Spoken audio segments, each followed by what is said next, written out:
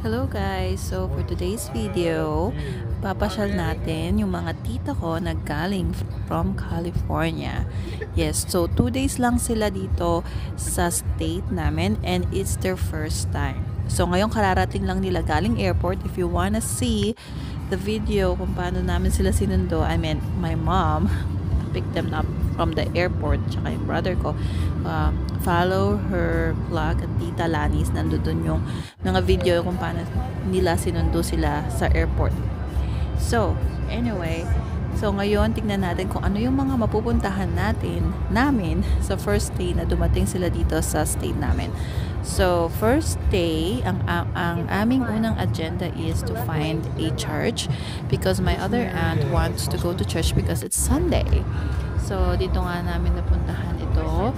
Medyo malayo sa bahay namin itong church na to and it's our first time to see this. So yeah, naghahanap kami ng parking lot kung saan kami makakapag-park para makapagsimba yung tita ko. Anyway, so it's their first time here. So sa 2 days na magstay sila dito, tignan natin kung ano-ano ang mga mapupuntahan namin at saan namin sila mapapasyal. Anyway, some people think that our state is just filled, yung bukid, gano'n, and walang bahay, konting mga restaurant, konting mga grocery stores. So, you know, iba-ibang opinion. Some other people haven't been here in this state. So, kasi pag sinabi mo yung state namin na ito, ang unang isip nila is yun nga, puro bukid, hindi siya progressive or walang mga malalaking buildings, konting bahay, ganyan. So, yan ang una nilang sinasabi. And even my husband's friends, ganun din ang sinasabi nila. My friends, ganun din ang unang impression nila dito. So anyway, let's go and find some other places kung saan natin sila mapapasyal at kung ano-ano ang makikita nila dito sa aming state. Okay ka lang, Jess? Okay lang. May gas ba? Full, ewan ko. Mga taga California. Nanood ka ba ng vlog ko? Dalawa na kayo. Kan mo. Shout out mo, dali. Shout out mo. Shout out. Shout out. Pang ano naman ito? My part. Ang mga bisita namin nandoon na. Sementeryo ito eh. Akin na ako nakuha yung picture. Hindi na ako siguro. Para ano mo? 1, 2, 3. Gamot. Ito. Yung buko ng gumamela. Gamot sa pizza. Hello. Ito Pwede ko bang isama ikaw sa vlog?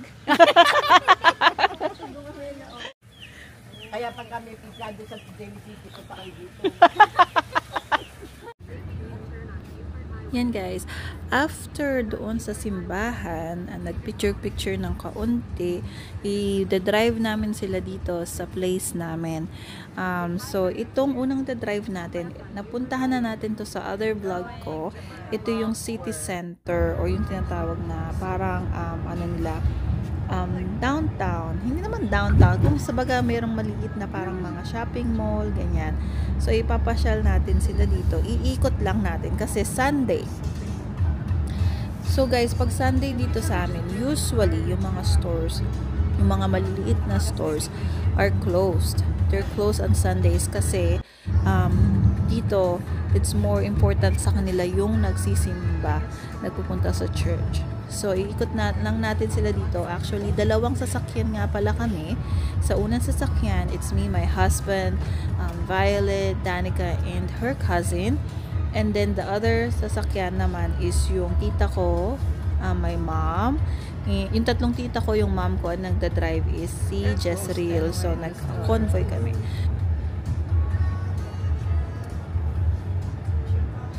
Where's the place you went over there? And the other place that we stopped by is itong Haunted Lake. Yes, this is a haunted lake, guys, because sabi nila marami daw kasing namamatay at nalulunod dito sa lake na to. So Again, meron akong vlog about dito. So, ulitin ko, itong lake na to is a biggest lake dito sa amin. And under that lake, there is a town. There was a town. Ang town na yon, finlad nila para makagawa itong dam na to or yung lake na to. So, ang ginawa noon is, pinaalis yung mga tao and then nilagyan nila ng tubig. You know, binuksan nila yung dam or whatever para ma-flood. So, sa ilalim ng lake na yan, guys, may mga bahay pa, may racetrack, may sementeryo.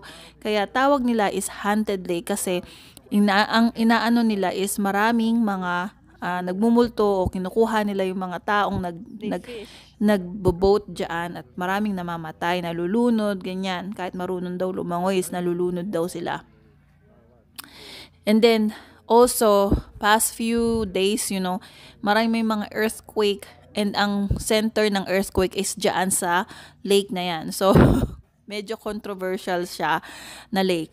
So, ang tawag nila haunted lake. So, dito namin sila pinasyal kasi yung park na to is pwede ka nga ditong mag-party, mag-ihaw-ihaw, at saka maraming taong nagsiswimming pa rin kahit alam nila na, you know, haunted lake. But, of course, siyempre, kaya lang siguro sila nalulunod dahil hindi sila nagsusuot ng life vest. So, anyway, ito yung pangalawang pinuntahan namin after nag-drive, you know, sa lugar namin. Actually, pinasyal namin sila sa city center, kung saan ako nagwo-work, and kung saan-saan pa. So, and this is the last stop, and then after this one we're going to the other Little Germany, but I think that's gonna be another vlog. Yeah, something. 1950s, I think they built the lake. Yeah.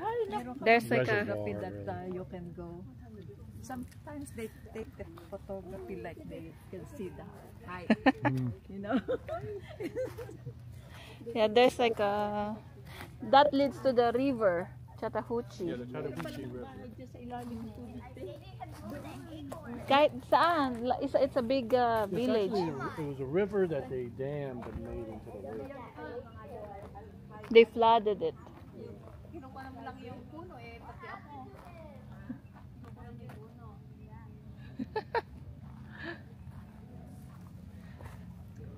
People just leave their garbage. I know. Why did they leave their garbage? So, Look, it's Minecraft. no. Oh my, get this off me.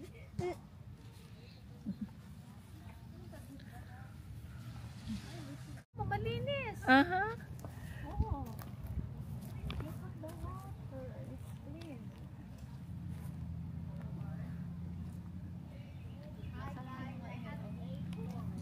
Cone, baby. Stop. Baby, that's a pine cone. That's a pine cone. I thought it was an acorn. But No, that's a pine cone. I'm gonna collect more acorns. Acorn. Sabi na nga, pine cone.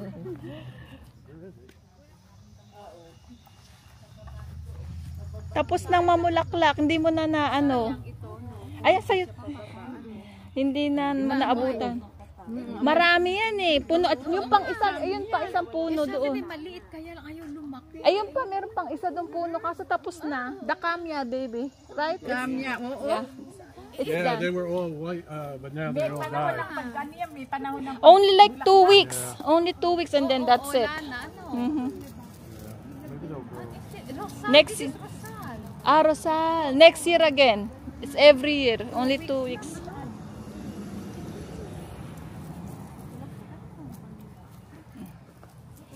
ano, hanggang doon ano. Yeah, uh-huh.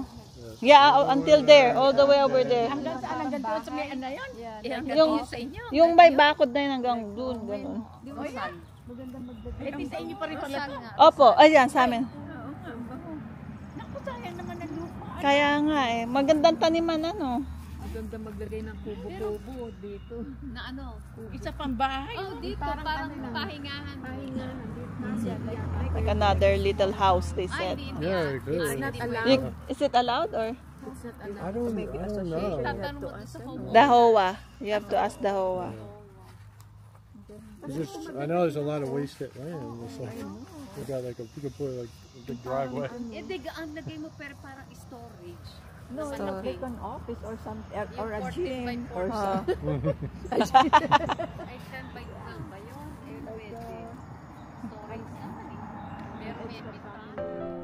So, thank you for watching, guys. Ito nga pala yung some of the pictures nung lake. Ito yung nasa ilalim niya, and kung ito yung 1865, ito yung paano nila ginawa yung lake na yun. Ito yung mga ibang mga bahay na nasa under the lake na finlooded nila. So, thank you for watching. See you in the next vlog.